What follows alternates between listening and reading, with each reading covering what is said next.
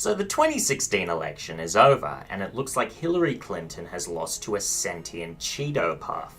Although it looks like she will win the popular vote, it should be noted that she lost the electoral vote by a wider margin than other Democratic nominees such as John Kerry and Al Gore. This has led a lot of people to ask if Bernie Sanders could have won as the Democratic nominee, and it's a question worth looking into, so I did a little bit of research to see if I could come up with an answer. First off, let's consider Sanders' strong track record with independent voters. 40% of voters in the United States identify as independent. This doesn't mean that they don't lean one way towards Republican or Democrat, it just means that they don't like to identify as such. That being said, numerous polls had Sanders doing very well with these voters, in some polls edging out both Trump and Hillary by a significant margin. Sanders also did much better with these voters during the Democratic primaries, and Clinton's relative unpopularity with them can be seen in the 2016 election results. Clinton only won 42% of the independent vote, while Trump won 48%. In a theoretical election, someone with more independent appeal like Sanders could have stolen away these votes from Trump early on, as independents do decide their votes very early on in an election cycle. So Sanders would have done better with independent voters, but is there anything else we can glean from the Democratic primaries? Well, the results of a primary have never been that great at indicating someone's success during an actual election. However, where Sanders is concerned, the Democratic primaries are still worth looking at for a number of reasons. By the standards of a primary, Sanders only lost by a very modest margin. And what's more interesting, Sanders was an elderly socialist and a virtual unknown going against a huge name like Clinton. Sanders not only won many of the states that Clinton lost during the election, but he also won 60% of rural white counties during the primaries. This is eerily reflected in Trump's own victory, especially in the state of Pennsylvania. In this state, Clinton won the city areas, but lost the rural ones which Trump swept, thus securing a key state and one that hasn't voted Republican in over 20 years. At the very least, the fact that Sanders did so well in the primaries, won neglected states like Wisconsin, and did so well in country areas should have been a wake-up call to the complacent Clinton campaign. It seems pundits also underestimated Clinton's unpopularity, especially compared to someone like Sanders. Generally, people had a pretty negative image of Clinton.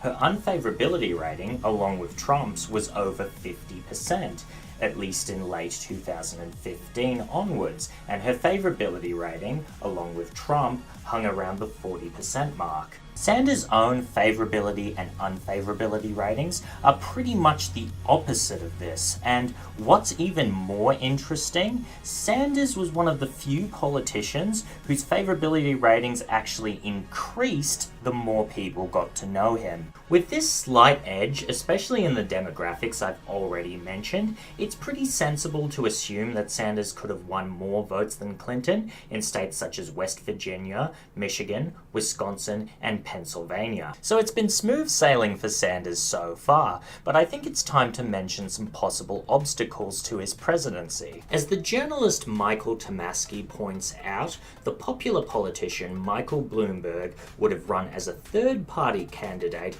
if Sanders was the Democratic nominee. Michael Bloomberg would serve as an attractive alternative to Sanders, and he'd probably be able to take away a chunk of his votes.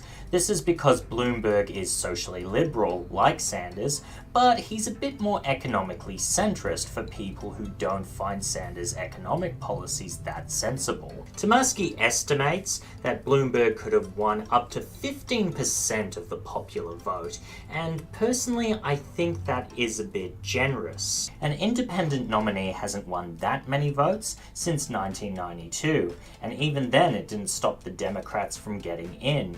More to the point, independent parties and nominees rarely decide the outcomes of elections. Based on this, I'd say that Bloomberg would be an obstacle for Sanders, but not an insurmountable one. Like Ross Perot before him, he'd probably be unable to win a single state in the Electoral College, and he'd only probably compromise Sanders in states where his chances were already slim. A bigger problem would be the fact that Trump is more well known than Sanders, which means Trump might have an easier time pushing Sanders to the margins than he did with Clinton. However, the fact that Bernie's more well liked than either nominee means that he could sway reluctant Trump voters who are looking for a more palatable alternative.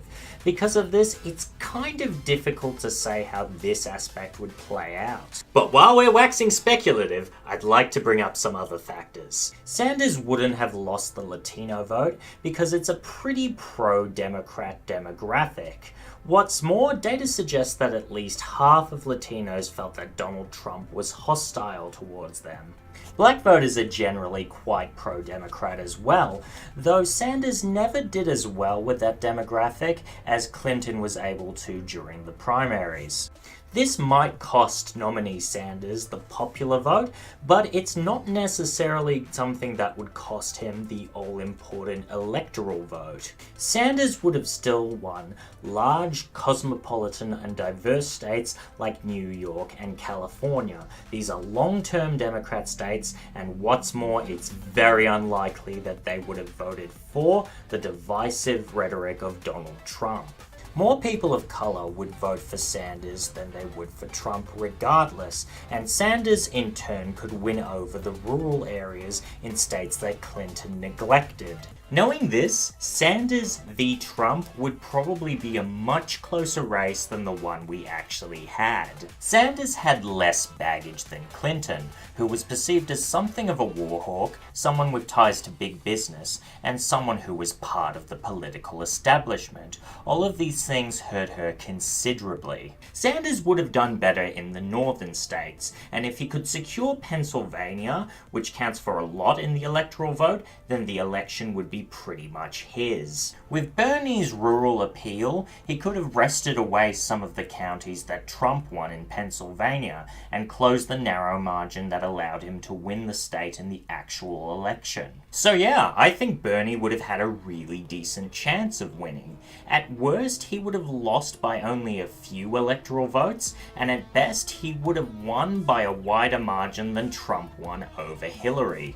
He would have been another outlet for the popular sentiment brewing in the US, and this brings me to the bigger picture of the 2016 election. See, Clinton's loss and Sanders' enduring popularity are symptomatic of something much more serious. Anti-establishment thought is growing worldwide. We saw it in this election, and we saw it in Brexit. The problem is that it's taking quite a hard right-wing expression lately. Politics used to be a game that was won in the middle, but over the past few years this has no longer been the case. Soft liberalism lost to the authoritarian politics of someone like Donald Trump.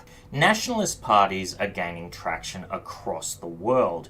In my home country of Australia, the One Nation Party won a share of the parliament this past election as well. The alt-right movement in particular has exploded these past few years, and now on YouTube you have videos with almost 1 million views that talk about how female suffrage destroys civilization. More and more people are being radicalized to the far right, and I fear that only a strong left-wing movement is going to be able to counter that. If the 2016 election has shown anything, it's that the centrist establishment is no longer effective at countering the far right. However, I remain hopeful that there are people out there who will help liberty and equality prevail. Thanks for watching, and if you enjoyed this, please like, comment, and subscribe.